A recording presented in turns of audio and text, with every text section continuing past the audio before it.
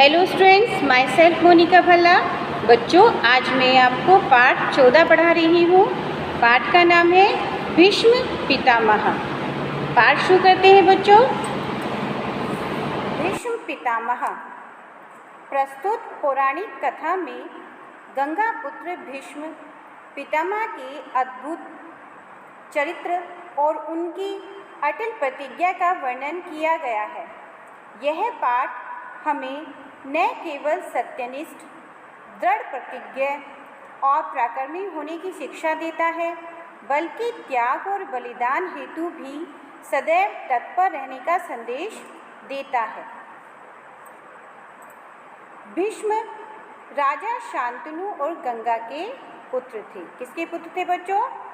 राजा शांतनु और गंगा के पुत्र थे। कौरवों और पांडवों के पितामह होने के कारण इन्हें भीष्म पितामह कहा जाता है। बचपन में भीष्म का नाम देवव्रत था। उन्होंने गुरु वशिष्ठ से वेद और शास्त्रों का ज्ञान प्राप्त किया। परशुराम से युद्ध एवं शस्त्र विद्या की शिक्षा ग्रहण की। इस प्रकार वे शास्त्र और शस्त्र दोनों ही विद्याओं में पारंगत हो गए। बच्चों, एक बार की बात है कि महाराज शांतनु शिकार करते करते यमुना नदी के तट पर पहुंच गए। वहां उन्होंने एक परम सुंदरी कन्या को देखा। परम सुंदरी यानी बहुत सुंदर। महाराज शांतनु ने कन्या के पिता निषाद राज से कहा कि वे अपनी पुत्री से विवाह करना चाहते हैं तो निषाद राज ने शर्त रखी कि राजा की मृत्यु के बाद मेरी पुत्री का पुत्र ही गद्दी पर बैठेगा, देवव्रत नहीं। तो महाराज शांतनु को देवव्रत बहुत प्रिय थे और वे बड़े भी थे। उन्होंने निषाद राज की शर्त स्वीकार नहीं की और हस्तिनापुर लौट आए। लेकिन महाराज की दशा शोचनीय होती गई। देवव्रत ने पिता की चिंता का कारण बतलाया और निषाद राज से निवेदन किया कि वे अपनी पुत्री सत्यवती का विवाह उनके पिता से कर दें। देवव्रत ने निषाद राज के समक्ष यह प्रतिज्ञा की, मैं शांतनु पुत्र देवव्रत आज यह प्रतिज्ञा करता हूँ कि आजीवन ब्रह्मचारी रहते हुए हस्तिनापुर राज्य की रक्षा करूँगा।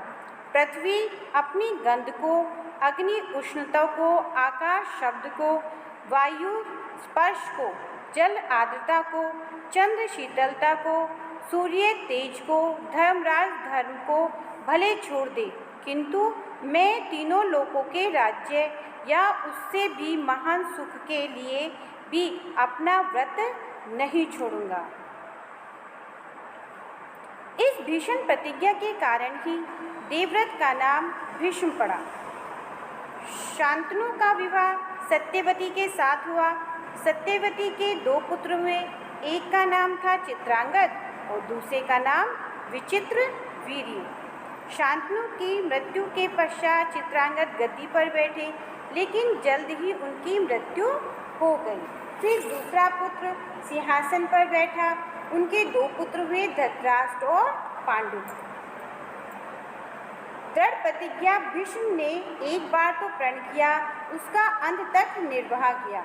उनकी यह विशेषता थी कि वे जो प्रतिज्ञा कर लेते थे उससे हटते नहीं थे। ऐसे अन्य उदाहरण भी उनके जीवन में देखने को मिलते हैं। जब महाभारत का युद्ध शुरू हुआ तो भीष्म कौरवों की ओर थे और कृष्ण पांडवों की ओर थे। युद्ध के पूर्व कृष्ण ने कहा, मैं केवल अर्जुन का सारथी रहूंगा, युद्ध का नहीं करूंगा। भीष्म ने प्रतिज्ञा की, मैं कृष्ण को शस्त्र उठाने के लिए मजबूर कर दूंगा। अपनी प्रतिज्ञा पूरी करने के लिए भीष्म बाणों की निरंतर वर्षा करते हुए पांडवों की सेना का संहार कर रहे थे। उन्होंने इतना घोर युद्ध किया कि पांडवों की सेना व्याकुल हो उठी। श्री कृष्ण क्रोधित हो उठे और अर्जुन का रथ छोड़कर वे टूटे हुए रथ का पहिया उठाकर भीष्म की ओर दौड़ पड़े। भीष्म की प्रतिज्ञा पूरी हुई। कृष्ण ने भी भीष्म के परामर्श की प्रशंसा की। भीष्म ने महाभारत के युद्ध के दिन में 10 दिन तक सेनापति का कार्य किया। पांडवों में कोई भी योद्धा ऐसा नहीं था जो भीष्म का सामना कर सके। जब पांडव हताश होने लगे तो श्री कृष्ण ने सलाह दी कि वे लोग भीष्म पितामह के पास जाएं और उन्हीं से पूछें कि वे किस रीति से मारे जा सकते हैं। पांडव भीष्म पितामह के डेरे में गए। भीष्म ने आदर और स्नेह से उन्हें अपने पास बिठाया और आने का कारण पूछा। युधिष्ठिर ने कहा, पितामह हमें वह नीति बताएं जिससे हम आपको युद्ध में पराजित कर सकें। भीष्म ने उदारतापूर्वक कहा, युधिष्ठिर तुम्हारी सेना में द्रुपद नरेश का शूरवीर बेटा शिखंडी है। वह पूर्व जन्म में स्त्री था। मैं स्त्री रूप देखने वाले मनुष्य पर शस्त्र नहीं चलाऊंगा। यदि शिखंडी को आगे करके अर्जुन मुझ पर बाण चलाए तो निसंदेह तुम्हारी विजय होगी। अर्जुन ने वैसा ही किया। जब भीष्म रथ से गिरे तो उनके शरीर का रोम रोम बाणों से बिंध चुका था। उनका शरीर पृथ्वी पर नहीं गिरा बल्कि बाणों पर ही उठा रह गया। भीष्म ने घायल अवस्था में ही सूर्य के उत्तरायण होने तक अपने प्राण ने त्यागने की प्रतिज्ञा की। शरशैया पर पड़े हुए भीष्म ने युधिष्ठिर को ज्ञान, वैराग्य, धर्म एवं नीति का उपदेश दिया और सूर्य के उत्तरायण होने पर अपने प्राणों का त्याग किया। संसार के इतिहास में भीष्म के समान दूसरा चरित्र मिलना असंभव है। धन्यवाद।